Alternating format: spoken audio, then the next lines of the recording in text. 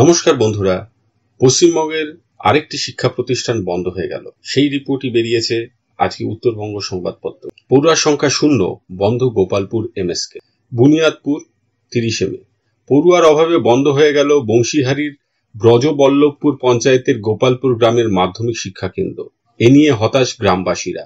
গ্রামীণ পড়ুয়াদের শিক্ষার আলোয় আনতে 2008 সালে অন্যান্য জায়গার সঙ্গে বংশীহারি ব্লকেও 5টি মাধ্যমিক শিক্ষা কেন্দ্র গড়ে উঠেছিল। তবে 2017 সালে বুনিয়াদপুর পুরসভা গঠিত হলে পুরো এলাকায় 2টি ও পঞ্চায়েত এলাকায় 3টি এমএসকে রয়ে যায়।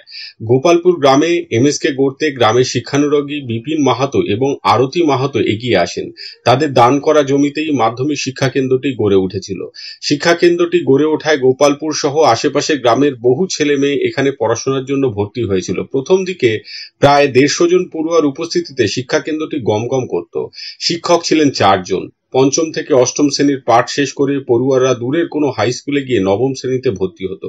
কিন্তু গত শিক্ষাবর্ষ থেকে কোনো এক অজানা কারণে পড়ুয়ার সংখ্যা কমতে কমতে একেবারে তলানিতে ঠেকে যায়। একসময় সেই সংখ্যা শূন্যে পৌঁছায়। শিক্ষকদের সংখ্যা মাত্র 2 জনে দাঁড়ায়। এই অবস্থায় এমএসকে কর্তৃপক্ষ শিক্ষা কেন্দ্রটি মাস 3 আগে বন্ধ করে দিতে বাধ্য হয়। গোপালপুর গ্রামের জবেদুর রহমান বলেন, খুব সুন্দর পরিবেশে শিক্ষা কেন্দ্রটি গড়ে উঠেছিল। সামনে বিশাল খেলার মাঠ, দুপাশে 2টি বিশাল দিঘি। শিক্ষা কেন্দ্রটি শোভা বর্ধন করত। আমাদের এলাকায় বহু গরিব ঘরের ছেলে মেয়ে পঞ্চম থেকে অষ্টম শ্রেণী পর্যন্ত পড়াশোনার সুযোগ পেত। কিন্তু একমাত্র পরিচালন সমিতির উদাসীনতা এবং গাফিলতির জন্য পড়ুয়ারা অন্য স্কুলে চলে গেল।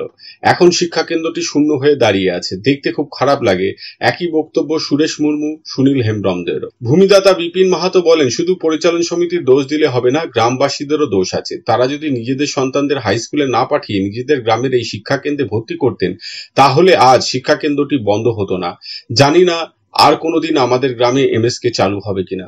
বংশীহারির বিডিও সুব্রত বল বলেন, পড়ুয়া না থাকায় গোপালপুর এমএসকে বন্ধ করতে হলো। শিক্ষা কেন্দ্রের 2 শিক্ষককে অন্যত্র বদলি করা হয়েছে। এইটি একটি এমএসকের খবর, কিন্তু পশ্চিমবঙ্গের বহু শিক্ষা প্রতিষ্ঠান বাংলা মিডিয়াম তারা কিন্তু আজকে চ্যালেঞ্জের মুখে। একদিকে ইংরেজি মিডিয়াম স্কুল, আরেকদিকে বেসরকারীকরণ, শিক্ষক শিক্ষিকার অপ্রতুলতা, দীর্ঘদিন এসএসসি না হওয়া, এমনকি এইচএস হায়ার সেকেন্ডারি স্কুলগুলোতেও এইচএস সেকশনে পার্মানেন্ট টিচার না থাকা, আংশিকদের দিয়ে কাজ চালানো, শিক্ষক শূন্যতা, তার পাশে বেসরকারি বিভিন্ন প্রলোভন। যাদের সামর্থ্য রয়েছে সেই সমস্ত গার্জেনরা, অভিভাবকরা কিন্তু ক্রমশ সরকারি স্কুল থেকে মুখ ফেরাতে শুরু করছেন। এটা একটা বিপদ।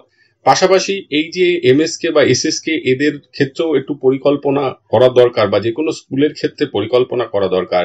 খুব কাছাকাছি স্কুলগুলোর মধ্যে যদি একাধিক স্কুলকে একই ধরনের পারমিশন দেওয়া হয়, তাহলে স্কুলগুলো নিজেদের মধ্যে কম্পিটিশনেও কিন্তু ক্ষতি হয়।